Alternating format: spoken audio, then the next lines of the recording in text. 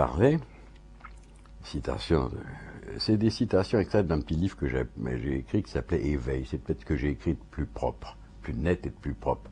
Tout petit livre minuscule, mais c'est ciselé, précis, ciselé et poétique, ce qui est important. Il fait pas chier, beaucoup ça. Hein. C'est un bon vecteur et de la bonne nouvelle. Parce que une bonne nouvelle, c'est une bonne nouvelle. Parce qu'en fait, où est la bonne nouvelle?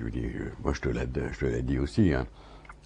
Tu cherches de l'or partout, éperdument. Nous cherchons tous de l'or partout, éperdument. Alors que nous sommes assis, nous avons les fesses posées sur l'unique baril d'or de tous les univers. Donc, il vaudrait mieux faire cette découverte. Donc, ce dont je parle, en fait, c'est l'unique baril d'or de tous les univers. Et comparé à cet or-là, bon, je dirais, c'est un or spirituel.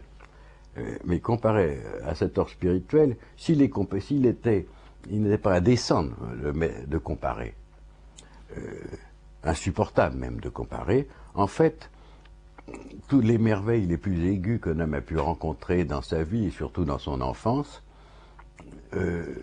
apparaîtraient comme paille et poussière.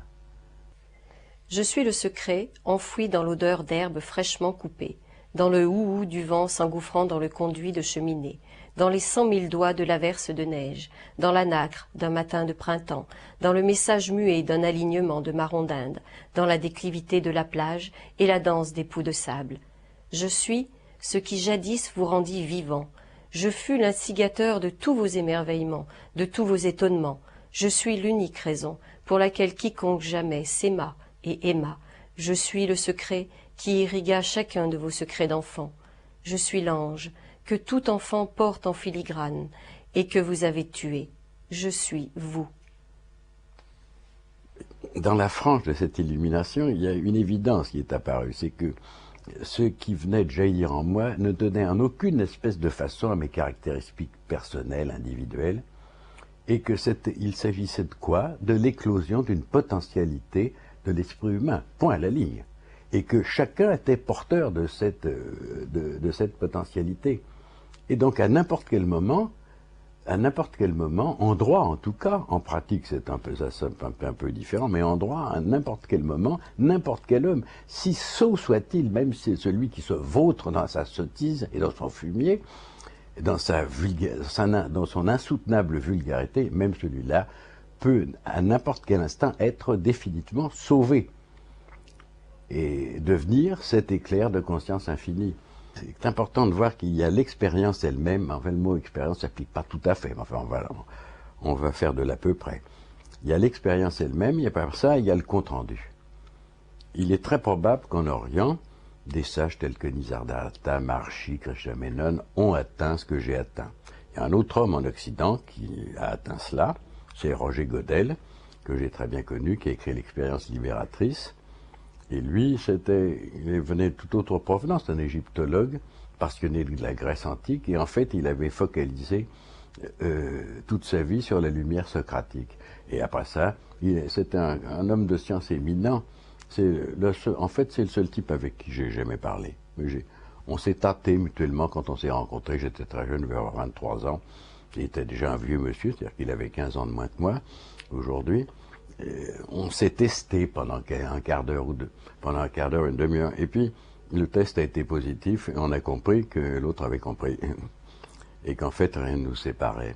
La chose très importante, c'est de comprendre, de se pénétrer du fait qu'il n'y a pas de religion révélée, il n'y a pas de sagesse révélée, et que, en fait, le témoignage d'un sage va passer comme à travers un filtre, à travers l'intelligence de son intelligence d'homme, et le témoignage vaudra exactement ce que vaut le filtre.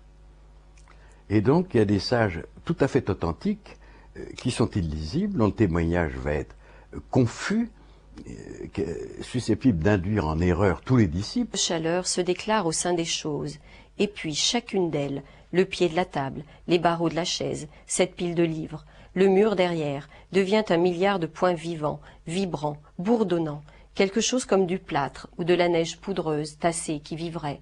Et ici encore, incompréhensiblement, on baigne dans la félicité. faut que cette quête qui n'a pas du tout la conscience d'en être une, hein, il faut que cette quête soit incandescente et atteigne la démesure et la déraison. En fait, je n'ai de respect que pour la démesure et la déraison. Mais il faut donc voilà les circonstances favorables à l'éclosion de cette lumière spirituelle. Mais l'erreur serait de considérer que ce travail, que l'on peut, ces conditions que l'on peut parfaitement définir et qui doivent se répéter à travers l'histoire, sont la cause du surgissement de l'éveil. C'est tout à fait faux. C'est une évidence qui s'impose immédiatement dès que l'éveil surgit, c'est qu'il surgit parce qu'il surgit et qu'il n'est en aucune façon la conséquence ou l'effet de ce travail préparatoire. C'est une rupture absolue. Et en fait, il y a un étrange retournement des choses que j'ai vécu, que je continue à vivre. C'est que l'éveil, en fait, devient la cause de ce qui normalement serait censé être sa cause. C'est-à-dire tout ce travail préparatoire est vu comme l'effet de l'éveil. Un pur effet. L'éveil est la cause première, c'est la cause absolue, la seule cause. Donc il y a une espèce d'étrange retour des choses, c'est pas très rationnel. Il faut dire que l'éveil n'est pas rationnel non plus et qu'il viole allègrement toutes les lois de la rationalité, et pour être plus précis, toutes les lois de la logique. Qui ne casse pas les lois de la logique n'a aucune espèce de chance de s'éveiller. Et pour ça que mieux vaut, je pense que l'éveil, ça plaît, vraiment c'est les dieux qui vont décider.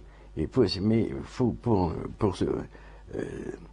avoir les dieux à ses côtés, ce qui est préférable, il faut être un esprit très audacieux, être capable de déboulonner toutes les idoles. Et moi je suis né comme ça.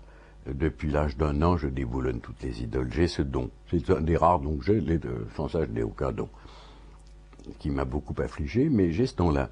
Donc j'ai le don de l'audace, de la révolte, de la sédition, et j'ai le don de déboulonner. Ça débouche sur quoi? Sur le déboulonnage systématique de toutes les idoles. Je traîne devant le tribunal toutes les vérités convenues, et je les somme de faire l'aveu de leur médiocrité. Et généralement, elles le font toujours. Donc, alors, cette audace, mais il faut pousser l'audace très très loin. Et la chance, je voyais un vieil adage, je crois que la chance ne sourit qu'aux audacieux, ben là, l'adage se vérifie. Hein. La vérité se vérifie. Donc le punch intérieur et l'audace.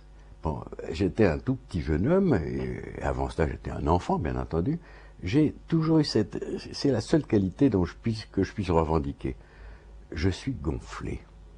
Je vais employer un mot un peu cru. Spirituellement, j'ai des couilles. Et je me bats. Et il n'est d'idole, si sacrée soit-elle,